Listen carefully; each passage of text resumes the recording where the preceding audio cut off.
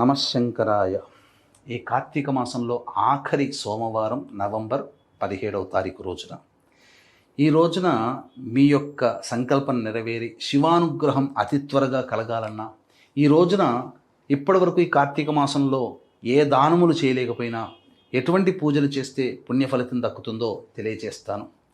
ఈ రోజున ప్రధానంగా నల్ల నువ్వుల దానము చేయమని శాస్త్రం చెప్పబడి ఉంది.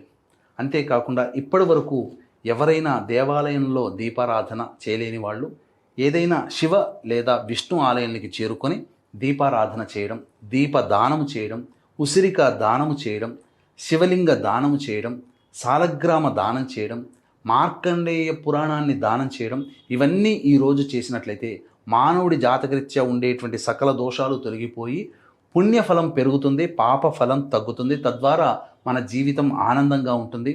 అలాగే నవంబర్ 20వ తారీఖు రోజున అమావాస్య సందర్భంగా మన పీఠమాధ్వర్యంలో మహిమాన్విత శ్రీశైల క్షేత్రంలో సాయంకాలం 5 గంటలకి మీ జాతకరీత్యా కలుగు అన్ని రకాల సమస్యల నివారణకి మరియు గురుగ్రహ మార్పు, శనిగ్రహ మార్పు కలిగినటువంటి కారణం చేత 12 రాశుల వారికి కూడా కొంత కొత్త సమస్యలు అనేటువంటివి వస్తాయి.